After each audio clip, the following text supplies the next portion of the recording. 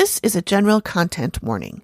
Many of the episodes of the TV show talk about murders and even some involving children, so that may come up in our conversation as well. So please proceed with that in mind. But if you already watched The Dead Files, you'll be prepared. We try to announce sensitive subjects ahead of time so you can fast forward if you need to. Also, while Amy and Steve's swears may get bleeped out on TV, ours will not. So grab your drink of choice and join us when the activity continues.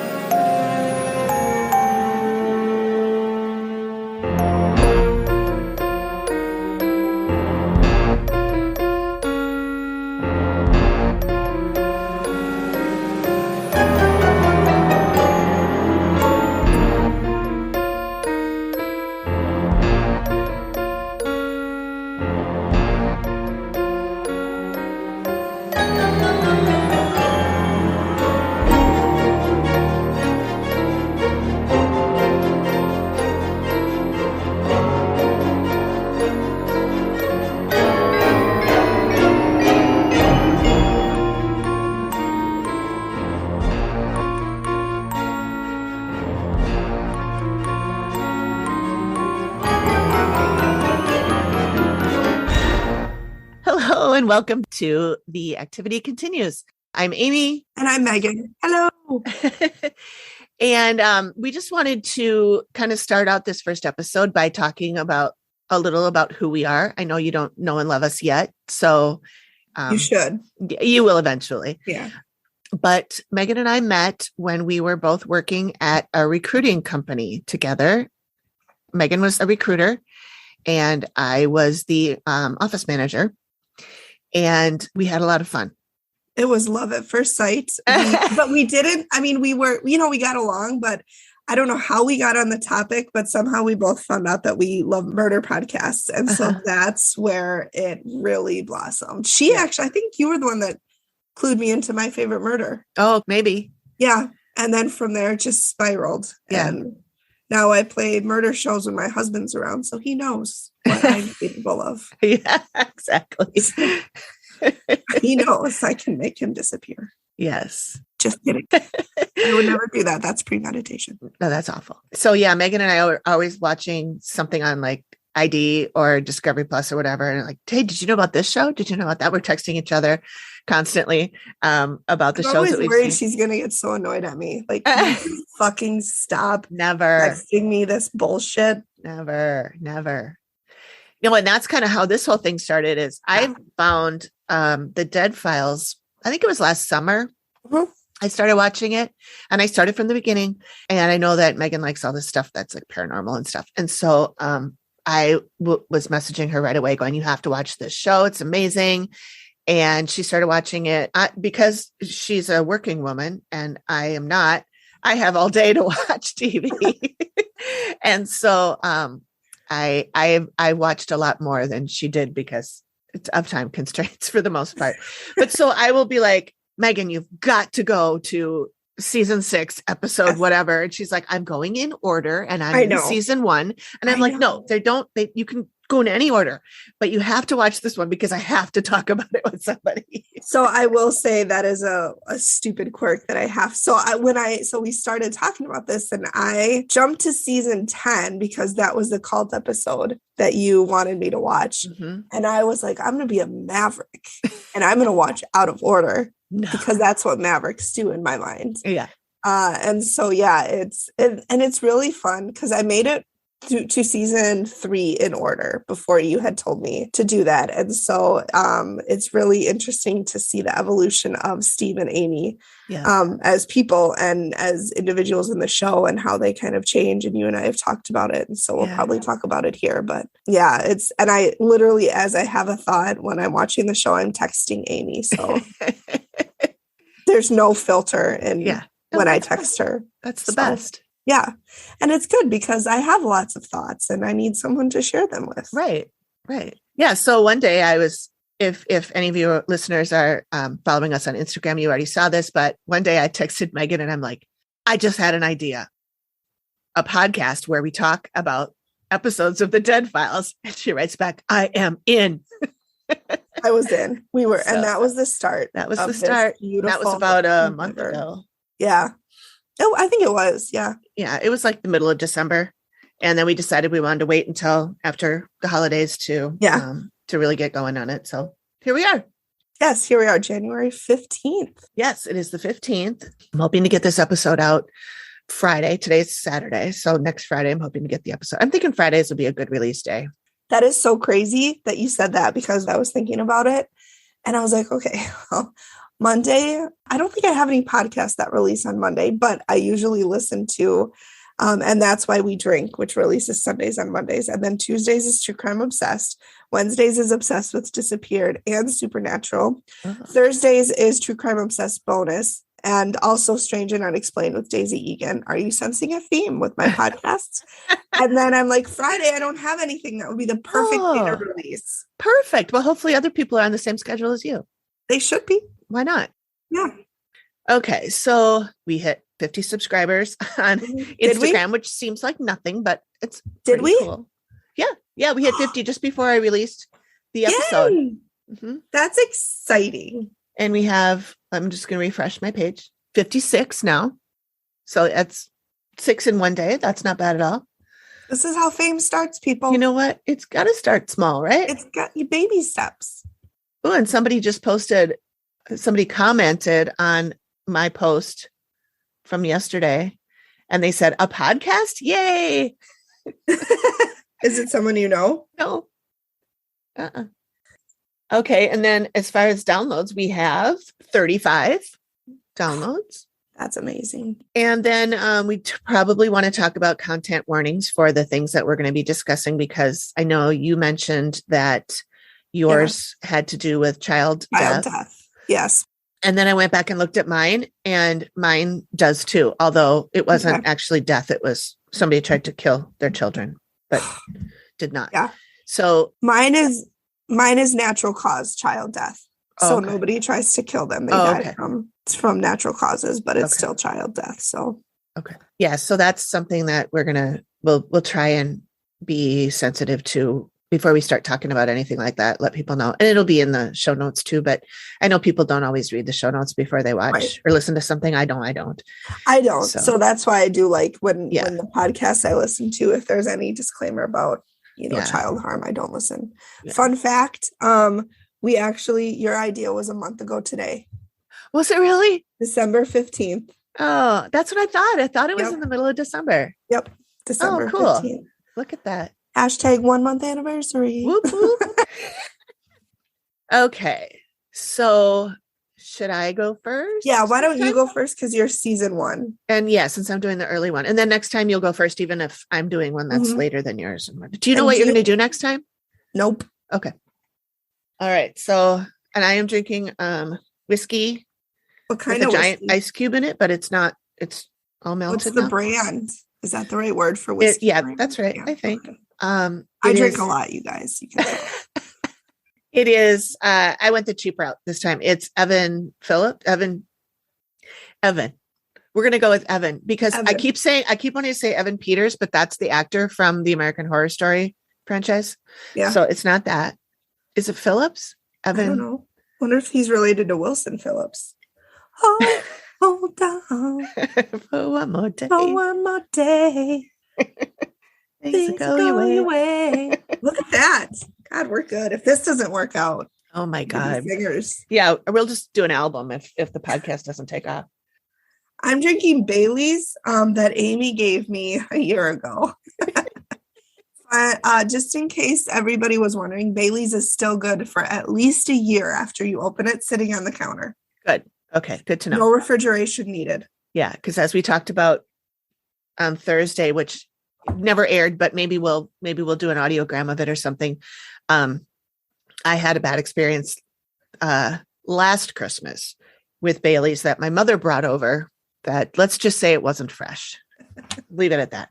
It wasn't in liquid form either. So it was not. It was not really. No, not really in liquid form. It's kind of blobular. It's kind of a blob, which is a word. Yeah, blobular. Okay. So this is season 1, episode 1, the first episode. However, there is another episode that you can find if you dig around online. And it is basically like the pitch episode that they used to pitch the story to the network, I think. So, really? Yeah, I have a link to it somewhere. I'll find it and post a link on the socials or something. Okay. So I was going to do one of my favorite episodes first, but then I changed my mind. I chose this one because whenever I start a new show, whether it's a TV or a podcast, I always choose the first episode, as like Megan was saying, that she likes to do that too. And then next, usually I'll pick another episode further down the line or their most current one. And so I can compare the two, see how it's grown, whatever. So that's what I did here. I went back and watched the first one. And after I have seen now all the way through season 13. So I have not seen all of the current season, which is 14. I've seen the first one, but I haven't seen the rest. That's another thing. I hope that people aren't going to be upset with us by, spoiler, because we are going to talk about what happened. But it's not like it follows a plot. Right. But I don't want people to be like, I haven't seen that one yet. Well, then don't listen to this episode, just skip ahead, whatever. So anyway, the episode I had originally planned to do, I'm probably going to do next time. So the title of this episode is Evil in Erieville, and it's in Erieville, New York. So it's called Erieville. Of course, it's going to be creepy. Of course, they're asking for it at that point. Really asking for it. So they open with showing the town, and like Steve's driving there. Yeah. And they show the ring. They always have to show his ring. I noticed that they showed it like 4 times in my episode. I'm like, we get it. He's got a ring. Move on with your life. When I was going on Twitter and following people to see if we could get some people to follow us, there is a Twitter account called Steve DeShavi's Ring. What does the ring symbolize? Like, what is it? I think it's from his police work. I think it's like that would make sense. Yeah. Like when you retire, you get a watch or whatever. Yeah. I think he got a ring. That's my guess. I don't know. Yeah, that makes sense. But we'll go with that. Yeah. So he's driving up, and it is very rural, and it looks cold as shit. I mean, it is, it's upstate New York. So Buffalo, basically Canada. It's cold. Yeah. It's colder than it is here. Gross. Which is pretty cold. Fucking cold. What's fun looking back at this old episode is, first of all, Amy's look. She's got short, choppy bangs. Yep. Black, straight hair. Yes. That really goth look, lots of eyeliner. She looks like the spooky girl at school. She's very pasty too. So that black light hair really accentuates. Yeah, light. Pasty is a negative word. I don't mean that negatively. She has very pale skin. Very pale. Yeah. So. And she's adorable, and it looks really cute on her. She is. All of her looks are adorable. Yeah. I mean, she's just adorable. So she explains how the episodes are going to work, that she'll visit the house and talks about how Matt, her then husband, would go through and clean out the place. They were married? I thought they were just together. No, they were married. Oh, Amy. Okay. They were married. Yep. And so then he clears the house of anything that might distract her, not distract necessarily, but give her clues as to who the people who are that live there, if there's any religious something or whatever. So she explains how that goes. And then she'll do her walk, which those of you who maybe don't watch the show, though I don't know why you would listen to this if you don't watch the show, but whatever, maybe you just know us and in which case, thank you. Yeah. But that means that when she goes through the house and senses what she senses and talks to the dead people that are there. Gets the history of them. Right. And then Matt walks around with a small video camera recording her. And then there's obviously another camera crew that is there recording stuff as well. And he asks follow-up questions to things she says. Like she'll say, I can sense sadness. And he'll say something like, well, would the living be affected by that or something? Right. Yep. And I think that the reason they have Matt doing this with a smaller camera is that footage she can look at right away. Like she can look at later.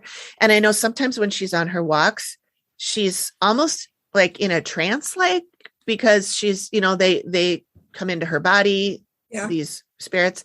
She calls that jumping. Yeah. And sometimes they speak through her and stuff. So I think this way she can like take that back to the hotel and look at it and see stuff that she might not remember from when she did it. That's what I think. I don't know.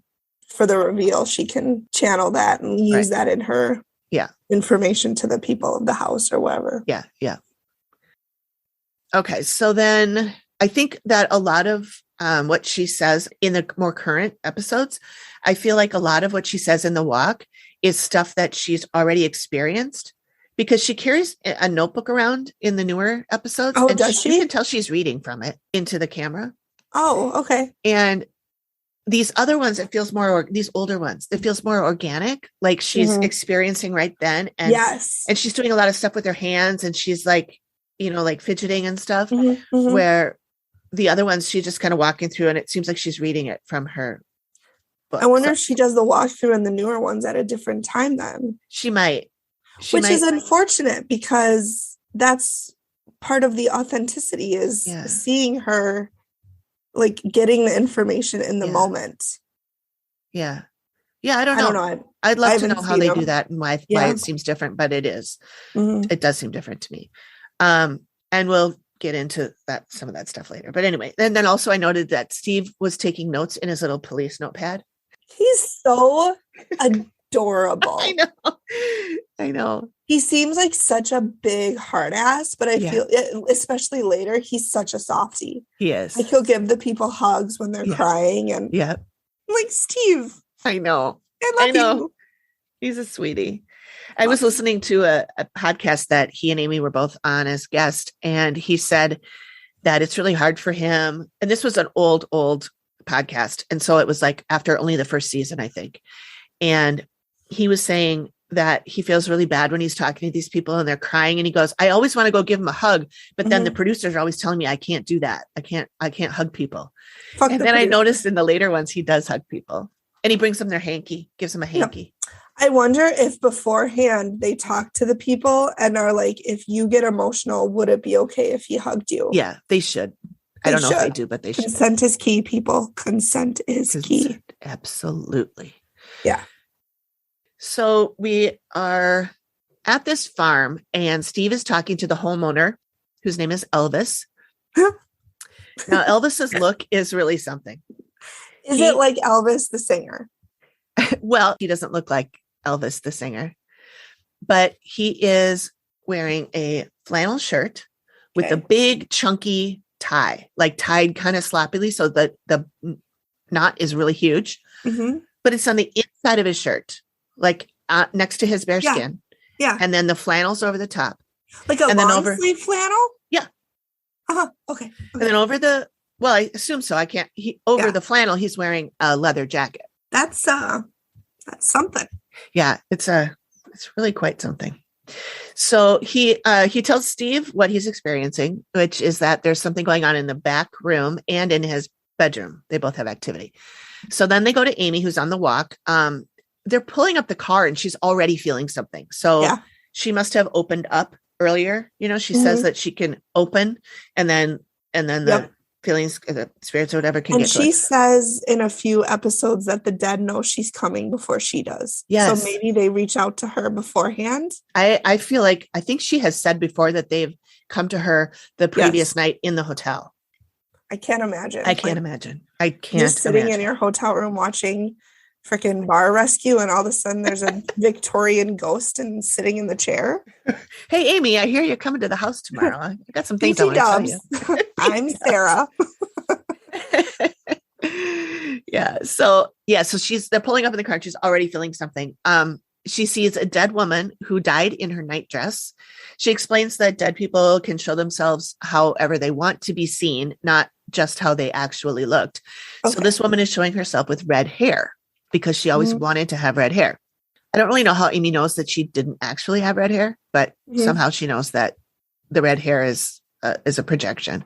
Yeah, that gives me a little bit of hope, because if I die like naked, I don't want and I come back as a ghost, nobody's going to want to see me naked. So it's nice that I'll project myself to look like, Heidi Klum or something. There you go. Yeah. Why not? They'll be like, wow, that ghost is beautiful. And I was like, oh my God, thank you. So the whole episode, they flip back and forth between Amy on her walk and Steve either interviewing the homeowner or the townspeople. So Steve talking to Elvis. Elvis takes him into his bedroom. Boom, chicken. Boom, boom. Wow, chicken. Wow, wow. Steve's like, Elvis, we just met. It's the leather jacket with the flannel on. That's a combo you cannot say no to. Right. Maybe he's onto something. He tells about how he went to bed one night. He had some wine, and a woman with heavy hair draped over him and draped over his chest and was looming above him while he was laying in bed, a la Ghostbusters, 4 feet above our covers. Yep.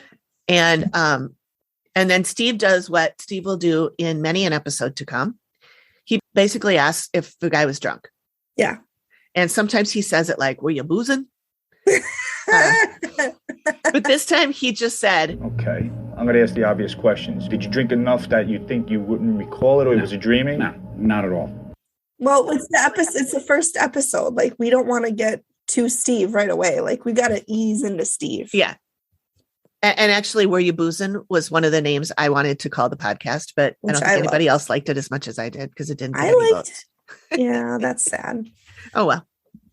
Then they go into the dining room. This is the oldest room in the house, and it's basically taken down to the studs. Their walls are all pulled off. And he explains Is it under construction? Yes. Oh, okay. Sort of. I mean, he was taking this old, and I forgot to say, he bought this farmhouse sight unseen on the internet.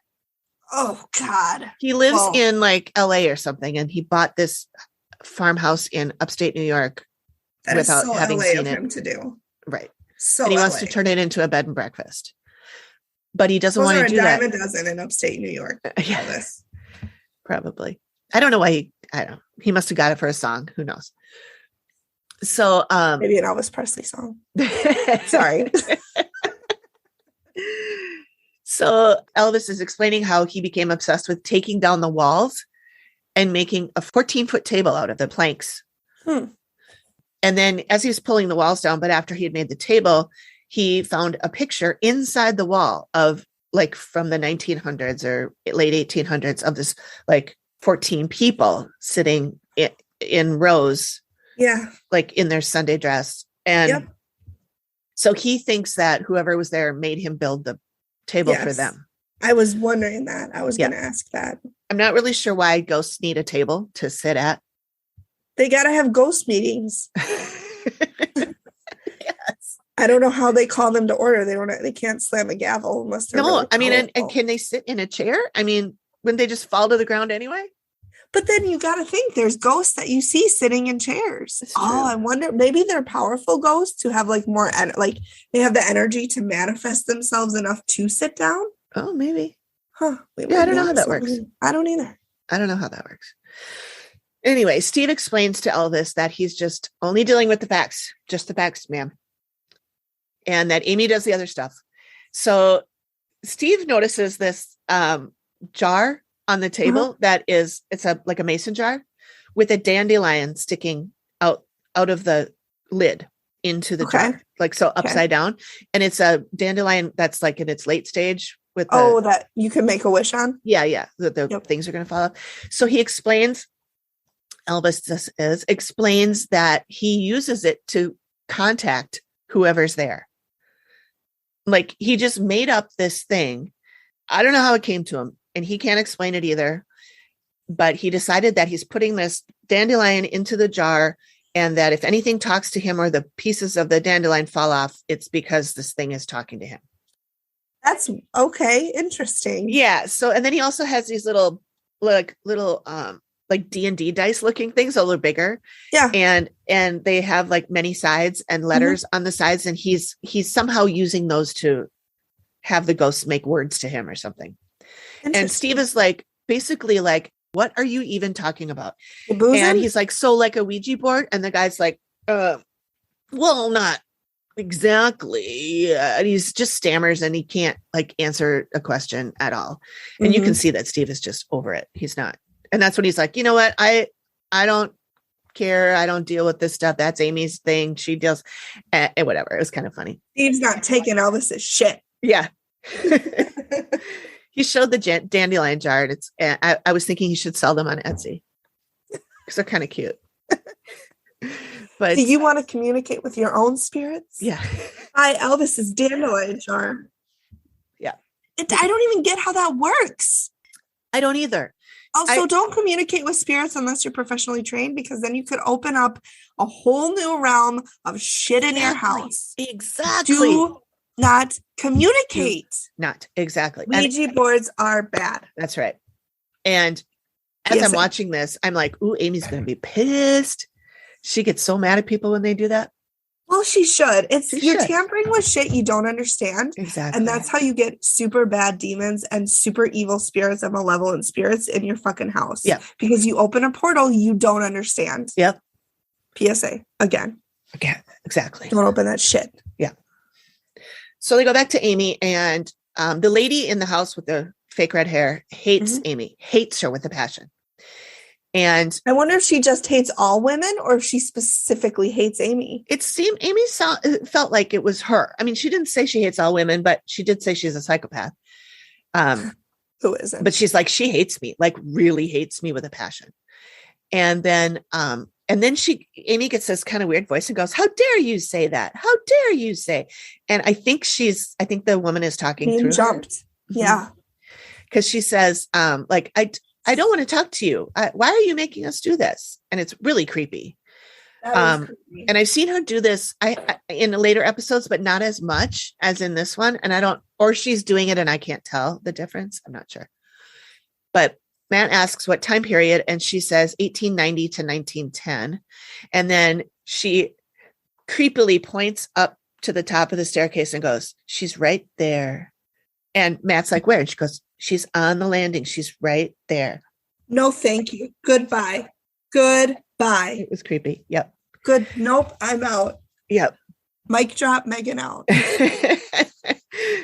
So then Steve meets with a lady who lives across the street, a sweet old lady. And he asks her if Elvis is of sound mind.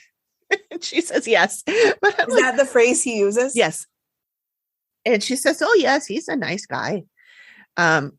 So he asks her about people that lived there before. And she remembers a couple who died in the house.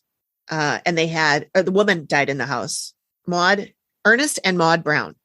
Maud died in the house, and they had a funeral for her in the parlor. Why? I don't know. I guess that's what they did back then. I mean, this would have been, she said it was probably around 1934, I think she said. Okay. Yeah, I don't know. The thought of a dead body in my house just creeps me the fuck out. I know. Grandma died. Let's display her in the foyer. Like, so weird. So weird. So while Amy's back, they show Amy again. She's pointing up at the lady on the staircase landing, and she says there's a few little kids that are hanging from the banister. She thinks they're brother and sister, and they're trying to tell Amy about the bad things that happened to them there. And they were trying to protect Amy from the lady who Amy believes is their mother. And is that the same as the red-haired lady? Yeah, that's the same person. Yeah. Okay. This lady did not want a family and children, and she has them, and she's mentally ill. And Amy says repeatedly, "There's no empathy, no love here." This is why if women, I'm sorry, I'm going to get really feminist here, but if women don't want children, don't fucking have kids. It's okay. Exactly. It's okay to not have children. Yes, absolutely. Don't let society dictate your life. Exactly. Thank you. Sorry. Because I don't. I know. Doggy. And it's totally fine. Totally fine. Totally fine.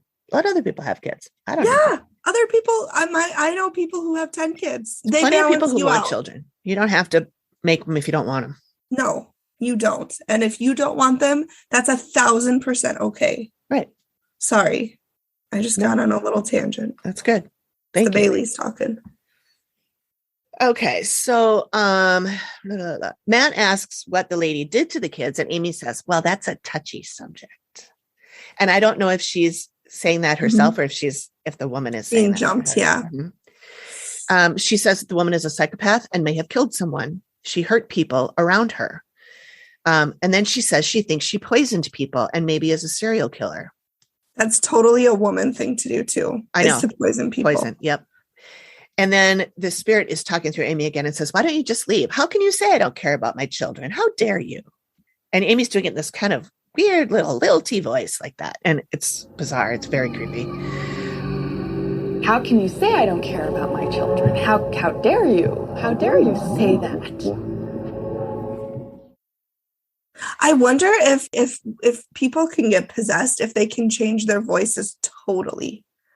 I suppose they can, because if a demon possesses you, your voice gets really gravelly and yeah, never mind. Although, I mean, I think anybody can change their voice to be however, you know, I mean. True. Yeah, you can do that. But I don't think it's actually that person's voice coming through the medium's body. I think it's still their voice, but I think they're doing it in their intonation or in their accent or whatever. Right. Yeah. Well, it's nice to distinguish. How considerate. Right. So meanwhile, Steve is at the county clerk's office, and the woman there tells him that she's uncovered a woman who lived there. Their family name was Purdy, who poisoned her whole family. Shit. Yeah. It was about 1898, and she used a poison called Paris green. Okay. So I looked into this, and I found in a newspaper that was July 18th, 1898. I'll post the article in the socials, but she was 25 years old. She poisoned her 4-year-old, her 2.5-year-old, and her 4-month-old. She also put some poison in her husband's coffee. But fortunately, she poisoned herself too. But fortunately, she's the only one who died. Everybody else recovered. Good. So she did not kill her children. She just tried to. So Amy explains that sometimes she takes on the physical pain from these spirits, and now she's feeling intense neck and head pain and feels like her head is exploding. She's also feeling something in her throat or her chest. And this is all happening. She hasn't even made it past the foyer at this point. She's still like standing inside the door. Right. And I'm like, girl, let's call it a night. So Steve goes to talk to a toxicologist named Dr. Sawyer about the poisoning, and it's an arsenic-based poison, Paris green, that's used as a pesticide. It's been off the market for a long time. He says that the long-term effects of this poison can be really bad, like vomiting, diarrhea, abdominal cramps, nausea, pooling of the fluids in the neck, and cerebral swelling, triggering behavior, including dementia and speech impairments.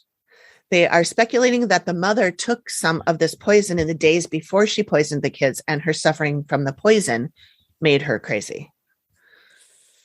So now we're back to Amy. She's talking to a little boy, and he says that he's embarrassed about what happened to him, and he has a speech impediment, and it's hard for him to talk.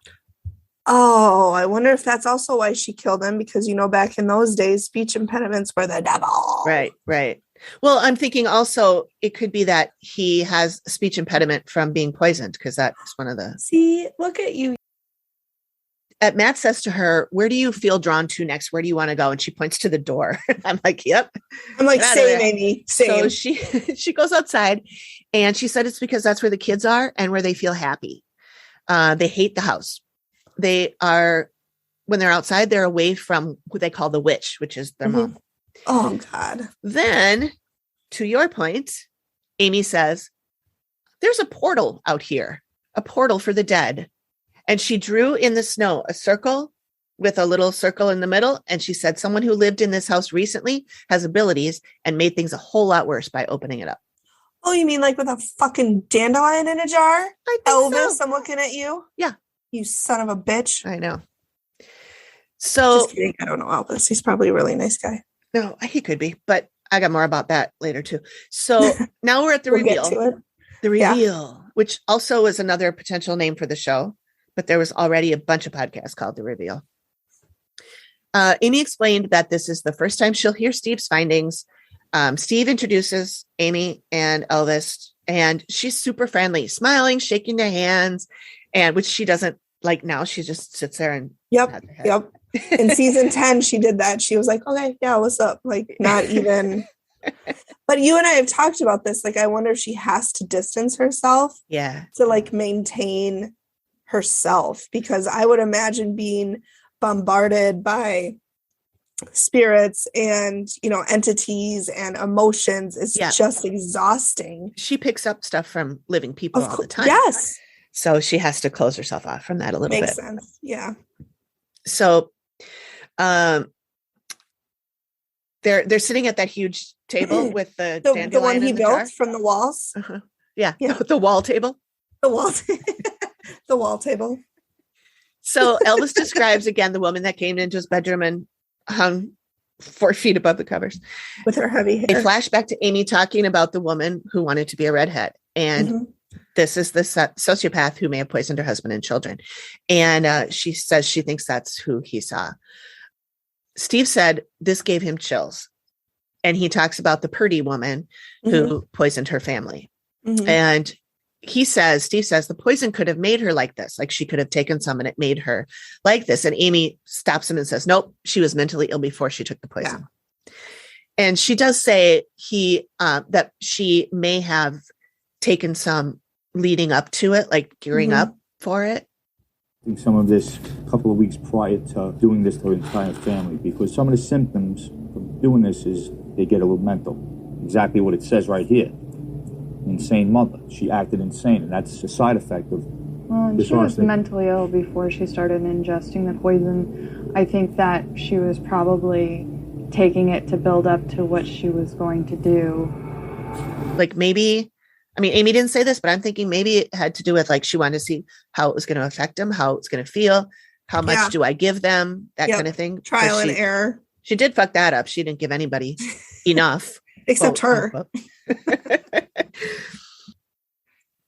Yeah, Steve mentions how their head would swell, and then they flash back to Amy having the head and the neck pain. And he said that she died in the house, the mother. And the 4-month-old did die, but it was 9 months later. Wonder if it could be complications from the poison.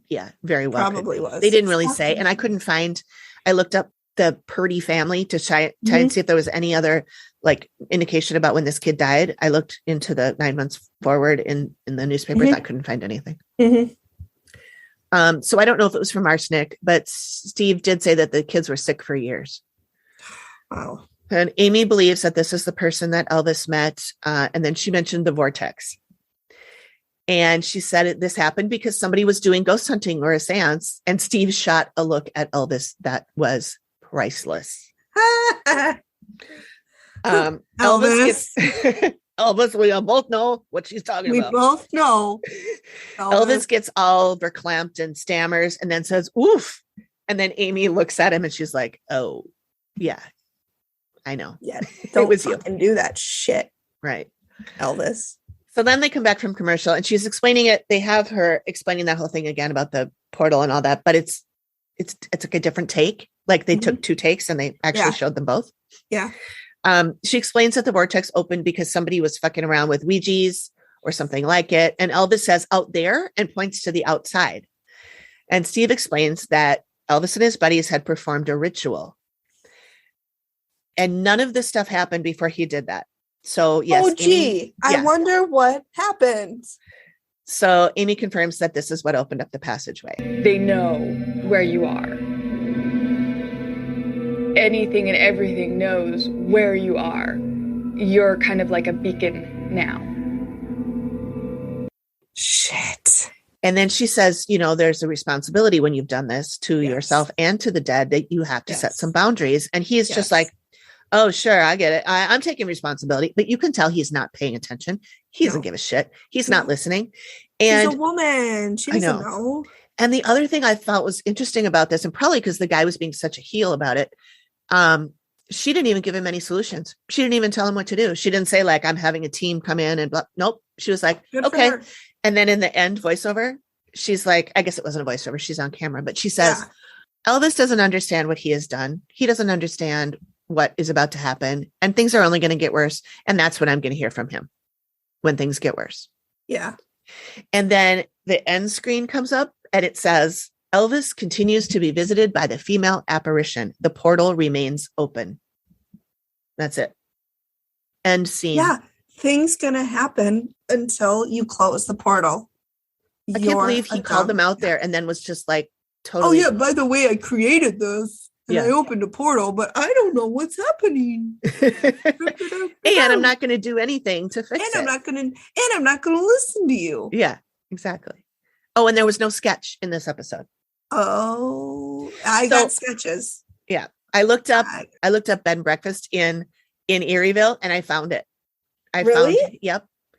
It says it's pet friendly. It says they love dogs and it's pet friendly. I'm like, cool. Then it says, however, dogs are not allowed in common areas, must not be left alone in their rooms, must not bark or get on the furniture. I'm like, do you know dogs? Then, yeah. Have you ever seen a dog? I would not bring a dog there then, because they're going to sense it. Yeah. And they're going to sense things that are there, and they're going to bark because.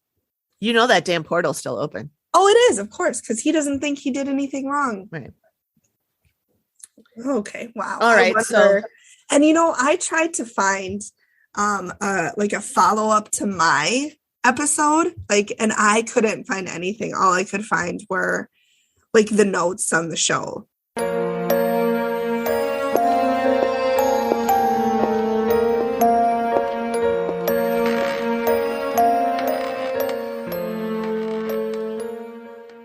So I did season 10, episode 11, and it was called Til Death, and it tells the story of Shannon and Keith. And so Shannon and Keith have been married, and they live in this house. They've lived in a house for 8 years. And so the initial interview with Steve, Shannon and Steve are sitting down, and it's just Shannon and Steve. It's not Keith or anybody else sitting with them. And so Steve's, does his initial, you call this out here, like, what's going on? You sounded really upset on the phone.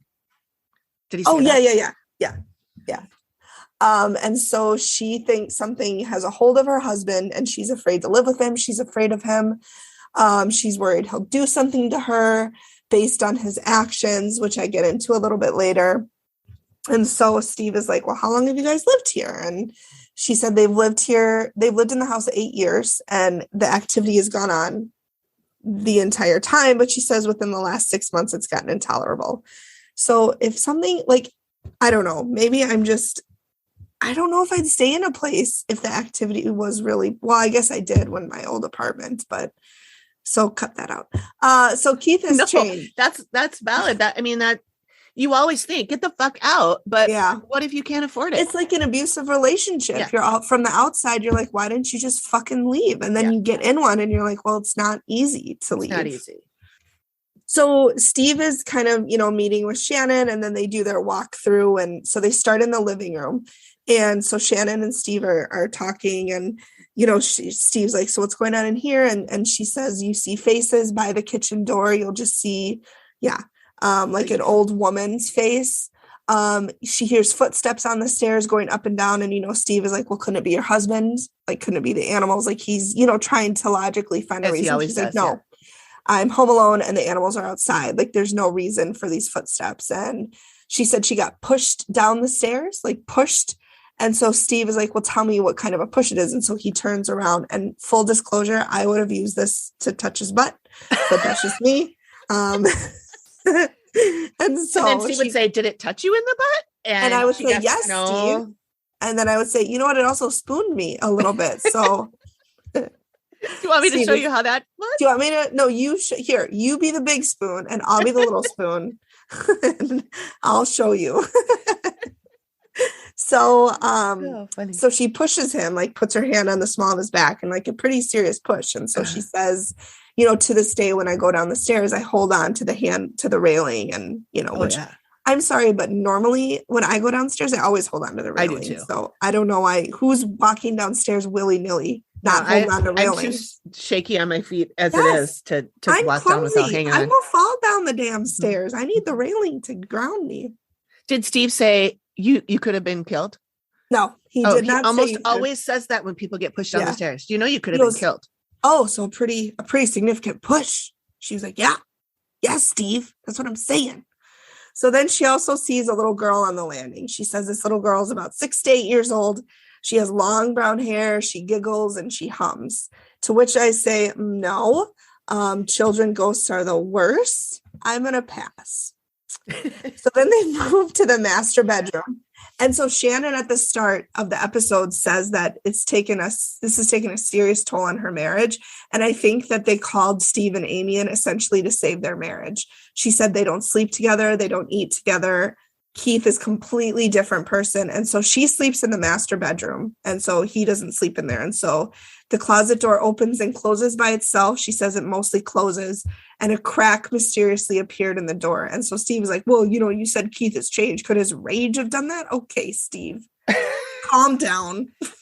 His rage. And she said, no, I don't believe it. To which I'm like, okay, but like you're saying how he's changed. So I call bullshit on that, because if he's changed the way he says he's changed, the way you say he's changed, like Shannon says it, I feel like he could have done that. So I don't, that could be a non-paranormal thing. Yeah.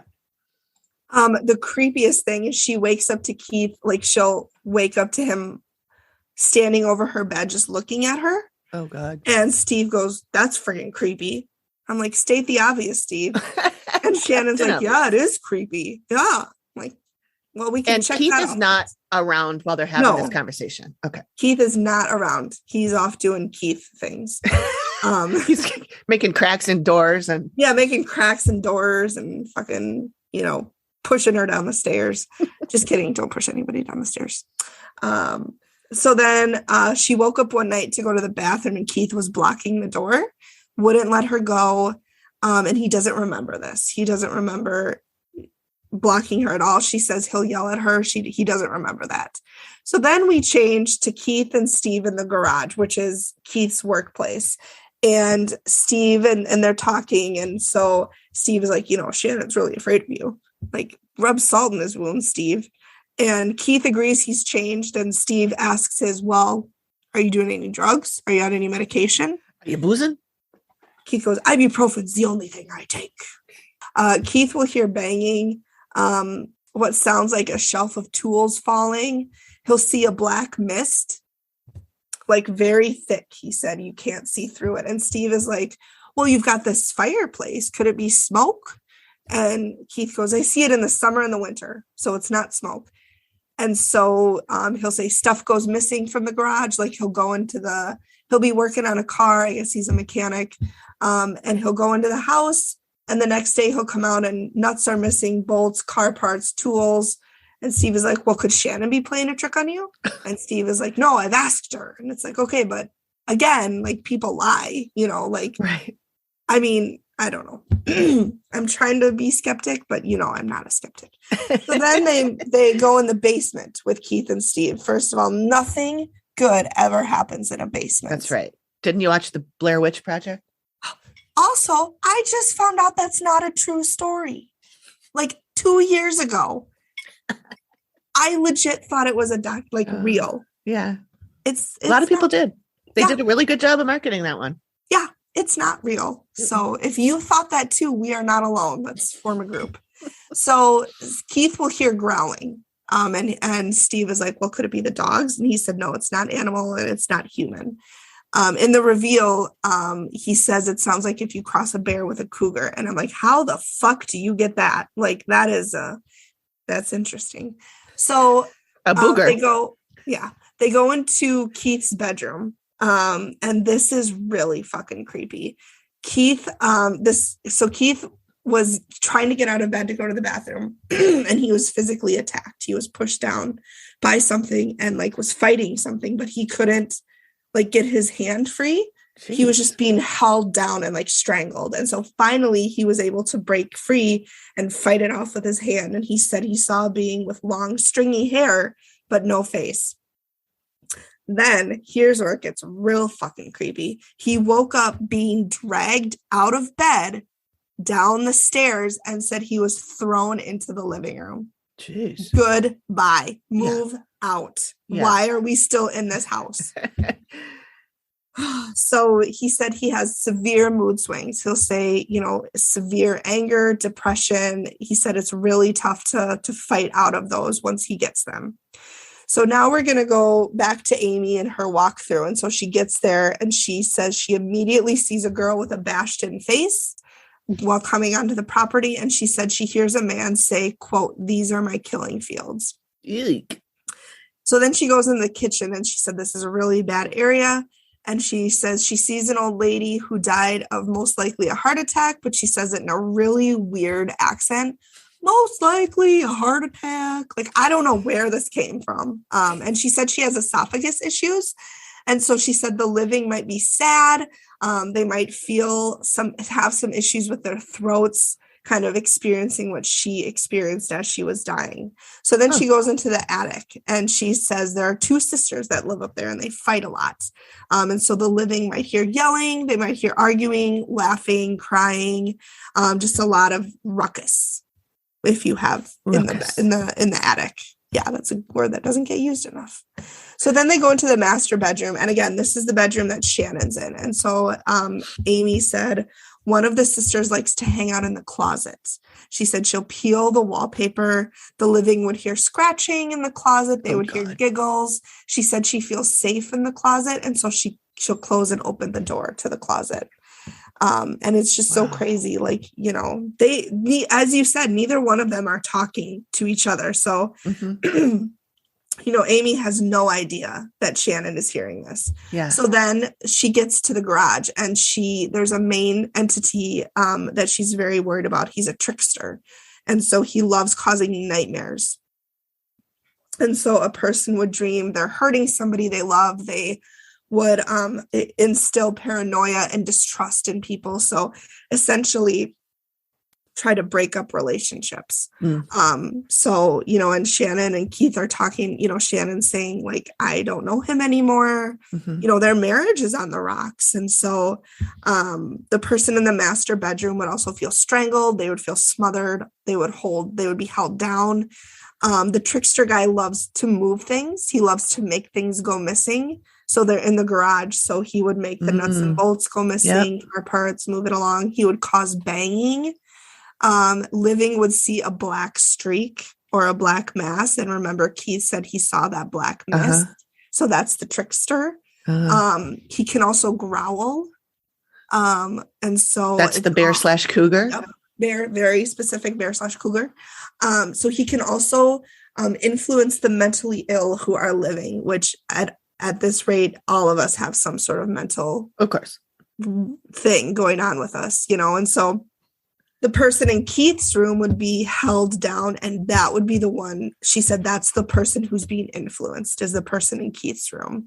And so the trickster said he can make people kill themselves or kill others. Oh, jeez. Now, interesting, when we go on Steve's investigation, he meets with a genealogist, Phyllis Erickson. And so she gives him the history of the property. And so the original owner was somebody called John Schock. He bought it in 1869.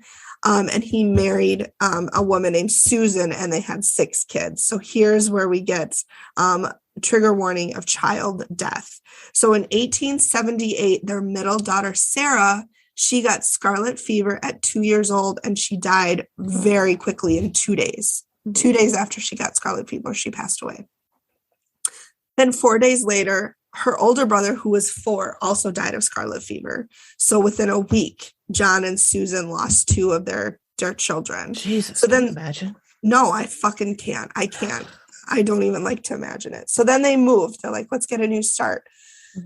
Then they lost 2 more children after they moved. In 1883, their 6-year-old daughter, Ida Mae, died mysteriously. Phyllis was like, you know, death records back then are super sketch. Yeah. Like, we don't know what she died of. And so they don't know, but she died at 6. And then in 1889, 9-month-old baby George died of diphtheria. And so within 12 years, they lost 4 of their 6 children. Jeez.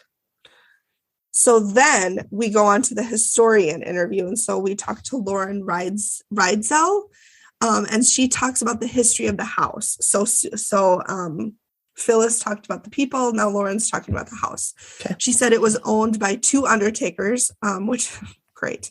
The first was Thomas Houston. He bought it in 1906. He had his funeral home in downtown Wymore, I think the name of the city is. It's in Nebraska. Sorry, I didn't say that. This takes place in Nebraska. And so it was in downtown, but then a fire in 1914 destroyed the business. Thank God nobody was killed in the fire, but he did have to move the funeral home to his house. And then in 1917, Thomas sold it to Ed Miller, who was a mortician and also made furniture. And so he operated both out of his house. We're going to talk about a fairly gruesome murder here. So also trigger warning for that. Mhm. So Steve talked to a retired cop named Rick Carmichael, and there was a man named David Jones, who was a successful farmer. He was 71 years old. And rumors floated around the town that he had a lot of cash on hand. And so in March 18th of 1897, two men broke into his home and they tortured him, trying to get him to tell them about where the money was. So first, they wrapped rags around his feet and they set those on fire. Oh, Jesus. And then they wrapped rags around his stomach and they set those on fire. Oh, my God. And then they wrapped rags around his head. And guess what they did? Oh, They set those on fire. oh my And God. throughout all that, he didn't tell them where the money was, either because he didn't have any, which is most likely my guess, because I'm Yeah. sorry, if someone's setting me on fire, I'm going to fucking tell them. Take where my the fucking damn money. bills I don't are. care. Yeah. And so with Amy, when she was going back, and so she saw the two sisters again, one of them got sick and died. And she doesn't know how, she just knew that she died, and she got the name Sue associated with the sisters. And then in The Trickster, she said he was maybe lived around 1860 to 1880s, and he liked to set things on fire. Oh. And he can influence people who are alive to kill somebody with fire. And she thinks that he's done that. Oh. And so she also said she saw 12 coffins in the house, but they were above ground. They weren't buried. And so she thinks that they represent the deaths associated with the property. Oh, well, having to do with the Undertaker? She doesn't know. She Oh. just said, during her walkthrough, she was like, I see 12 coffins. Okay. So then we're in the reveal. And so Amy said, I saw 12 coffins. And that's where Steve told the story about the mortuary and told them about the fire and told them about moving into their house. And then Amy said she had, there are two sisters there who are active. And she said one sister looks really bad. She's got one of her eyes is like drooping. She doesn't have any lips on one side of her face. Oh, this is in God. the sketch. Which I sent you. Oh, So she yeah. got sick and she died. And so she associates the word Sue or the name Sue with her. And so that could, that could be one of the two girls who died, and their mother was Sue. And so Amy says in the attic, the sisters are up there, they're yelling. The living would hear stomping, fighting. One of them likes the bedroom in the closet. And so that's where Shannon says the closet opens and closes. And she said the trickster lived there before there were houses. So this trickster has been on there a long time, and she thinks he was a psychopath when he was alive. So Amy does have advice for them. So she says, you will need to hire a medium and you'll need to hire sensitives. And so half the team will work on removing the male trickster, and the other half will work on the living, removing anything attached to them, mostly Keith, because he's the one who's really got the thing attached to it. Mediums, she said, they can assist the dead, help them to move on. So any spirits that have been trapped there or are there, the two little girls and anybody else that's just not making themselves known. Mm-hmm. She said during that time, they cannot both stay there at the same time, because she says that trickster is going to still try to influence you. Oh. And she said, you need to, one of you can't be here in case something happens. And so Shannon's like, I'm going to leave. Shannon was staying for Keith, but barely, she said, Shannon said she came into the reveal not willing to work on the marriage at all. Like she was ready to be like, I'm done. And that's one thing during the initial interview with Steve, when she's talking about it, Steve is like, well, this just sounds like husband and wife stuff. Mm-hmm. Like marriage is hard. And Shannon goes, well, my marriage wasn't. To which I say, bullshit. So she said, you need to hire a psychotherapist to fix the marriage. She said, because even though you've said and done things to hurt the other person under the influence of that trickster, that leaves lasting damage. Yeah, And you still said it. You still said it, and Yeah. those feelings that they felt are real, regardless of where they came from. Mm-hmm, mm-hmm. And so she said, you know, if you do this, you can fix this. You can save your marriage and you can save this house. And so when it did the follow-up, Mm-hmm. it said Shannon is not staying there. They are both, you know, they're looking for mediums and sensitives to come, and they're looking for a psychotherapist. They haven't found him yet. And so the activity continues. So they hadn't done anything yet. They hadn't been able to find anything. And I looked for any kind of follow-up, and I was unable to find anything. I know. I really want to see follow-ups of these people. Like years later, I'm talking. Yeah. Like I want to see, especially the people like, well, we know what's going on with this Elvis and his B&B. Yeah. But dogs are welcome. They just can't do anything. But they can't bark or get on furniture or fucking exist. They can't do anything but breathe. sleep. Yeah.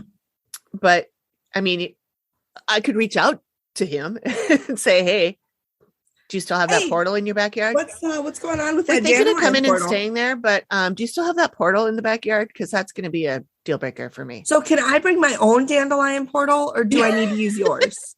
I have a dandelion jar. Can I bring that? Is it that reminds me. One of the rooms in the B&B is called the dandelion room. I would not be staying there. It's BYOP. Bring your own portal. But yeah, I would love a coffee table book of all of the sketches. Yes. Because some of those are amazing. The one, the little girl sketch for me was creepy AF. Really creepy. Yep. And imagine Amy sees this. I know. Can you fucking imagine? No. I would be literally traumatized. Yeah. She's got to go to see somebody. Like, I'm sure she has a therapist. I hope she does. I hope I'm sure she does. She does. I can't remember what episode it was. Something I watched recently, but I've been bopping back and forth between old and new. So I'm not sure if it was an old or a new one. But it was where she encountered some shadow people at someone's house, and she got really like visibly shaken. She was upset. She was shaking, and she explained about her very first experience. Have you heard her talk about that? And that these shadow people played with her when she was little. I don't know how old she was. I want to say like 4 or something. And they came to her, they were ghosties, whatever, came to her as playmates, and they were really nice to her, and then told her that she could come stay with them if she bit her electrical cord. Yep. And she did. And she was electrocuted, obviously didn't die. So that's why children ghosts scare me, because a lot of times demons pretend to be children. Yep. And I'm like, nope. Yep. I will say, when he was a baby, I think he saw people. Really? Because I would be holding him, and he would just be, chilling, doing his baby thing. And he'd look in the corner of our room. It was always in the upper corner. Isn't that where they're always in the upper corner? And he would always smile like he was seeing someone. Oh. He still does it occasionally, where he'll be playing and he'll stop and he'll look up and he'll smile like he sees someone. Yeah. So I like to think it's like my mom's mom passed away 2 months before she got married in 1973. And then her dad passed away in like 2000. And then my dad's dad passed away in 91. And then my dad's mom passed away in 2010. And so I like to think it's those people visiting. Sure. Could be. But yeah, he sees them. Babies, I don't care what you say, babies, animals, they can sense. Oh, yeah. And they see them because they haven't been told. Whenever I think there's something in the house and I get nervous, I look at the dogs. Yes. And if they're not 100%. freaked out, then I think it's okay. Because if it was a human that had broken into the house, the dogs would be losing their shit. 100%. And I do so that too. I think like if they're okay, then it's probably just my imagination. Yeah. When I lived in the Middle East, the place that I lived in had so much activity, and it would, my cat, I had 2 cats. I had Milo and Elliot, and they would always wake from a dead sleep, and they'd always look at the same place. Every time. It was really creepy. We should probably wrap it up. We should. So listeners, if you have any creepy stories that you would like to share, our website now is up and running. I couldn't set it up until I had an episode released, but since we released the trailer, we now have a website. The link will be in the show notes, and you can actually go to the website and leave a message. There's a little microphone in the lower right-hand corner. You can either leave a voice message or you can type out a message to us, or you can email at theactivitycontinues@gmail.com and leave a message with your story. If you want, we can play, if you leave a message, like a voice message, we can play that. If you write it up, we can read it, and we'd love to share some stories. So yeah. And if you leave a voice message and don't want us to play it, we don't have to. We can just read it on our own. Just let us know that you don't want it played. And we can alter your voice too. I'm not real good at that. I can do some things, but I don't have a lot of, like, I can't make it sound like you're on Dateline. You know, I can't do that kind of voice. But we should try to do a Keith Morrison voice. Yeah. The activity continued. I wish I knew somebody who knew Keith Morrison. I could ask him to just read that, and then we'll use that. Wouldn't that be amazing? Right? The dream. Amazing. Keith Morrison, if you hear this, please contact us at theactivitycontinues.com. Thank you. Okay, well, thank you so much, everybody, for listening. We hope you like it. Yeah. And we love making it. So even if you don't like it, I just died. What? What happened?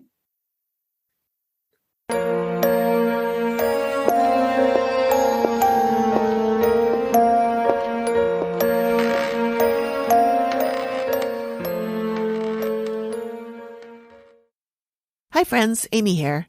I just wanted to clarify what happened there at the end. Megan did not, in fact, die, even though those were her last words, so to speak. Her laptop battery did. She is alive and well and will be joining us for the next episode, when she will cover the episode called The Cult, Season 10, Episode 7. I will be covering Innocent Blood, which is Season 6, Episode 12, if you're watching on Hulu, Episode 13, if you're watching on Discovery+.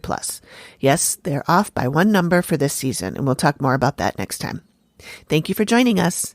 I produce The Activity Continues, and it is part of the independent Collected Sounds podcast network. We hope you join us next time. Nailed it.